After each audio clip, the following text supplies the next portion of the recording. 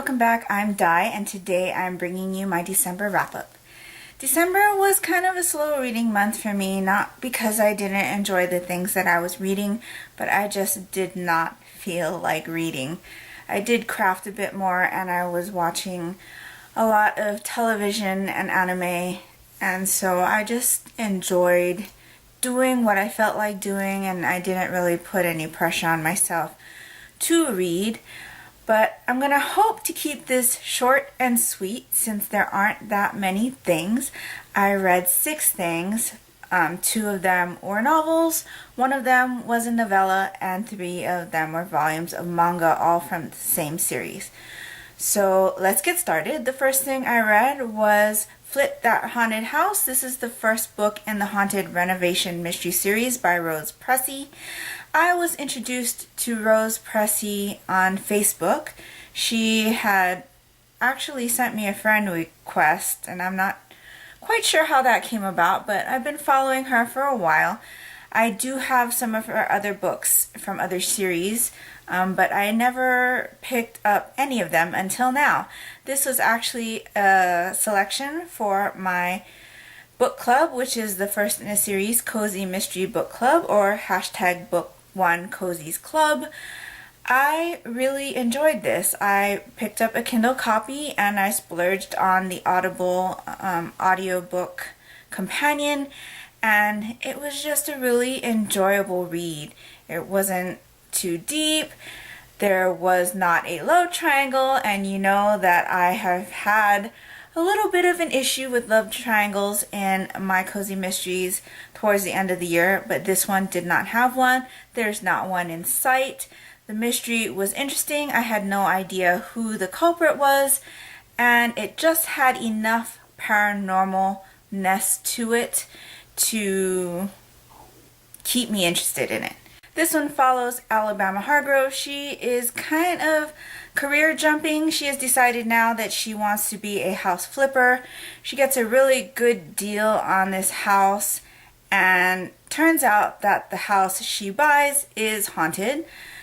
It just so happens that one of her side hobbies is to investigate haunted houses. She actually and a couple of friends do investigations, you know, like those TV shows where the people go in at night and they have their cameras and they have meters to read different types of paranormal activity. That's the kind of thing that she likes to do as a hobby. So this is right down her alley, and just so happens that the person that she buys the house from gets murdered.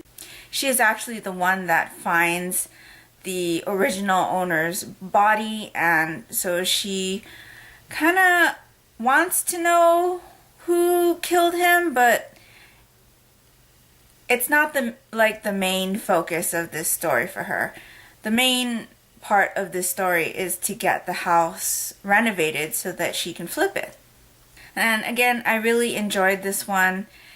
It does have a sequel. I think there's only one other book in the series so far.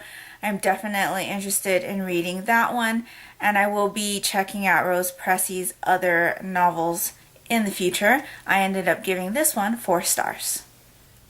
Then I read Summerfall, which is the prequel novella to Winter Spell. I'm not quite sure how this ties into Winter Spell. I am reading it right now, and I'm about 30% in, and I'm still not really sure how it connects, but I'm sure it will.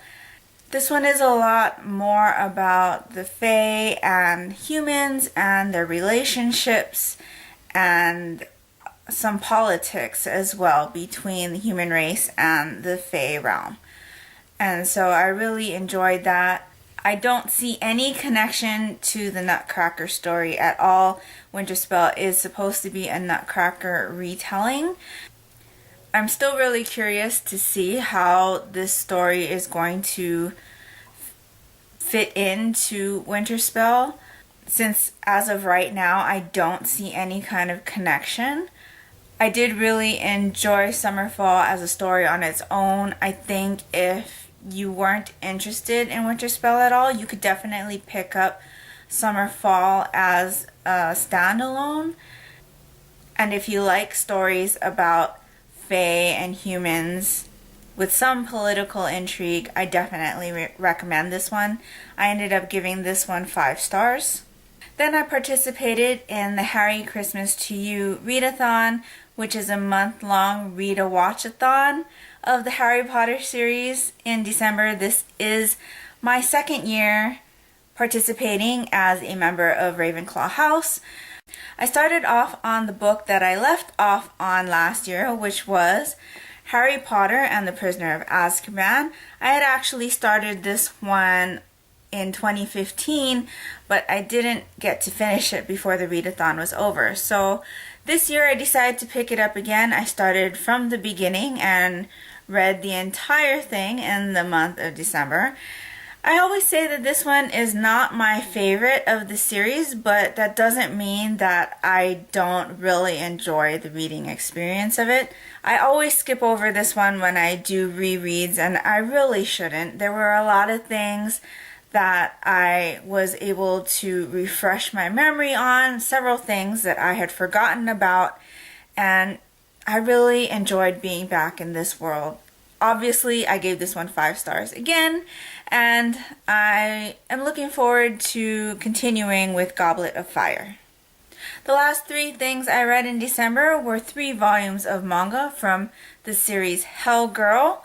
This is by Miyuki Ito. I read volumes 2, 3, and 4. This one follows a girl named Ai Enma. She is the Hell Girl, and it's kind of a compilation of short stories that revolve around this urban legend of the Hell Girl. They say that if there's someone that is bullying you or is treating you really badly, and the only way to get them out of your life is to have them dragged down to hell, you go onto the Hell Girl website at midnight, type their name in, and the Hell Girl will drag them to hell for you. Caveat to that is, if you do this, you will also be sent to hell when you die. Each one of these volumes contains about 5 or 6, I think, stories.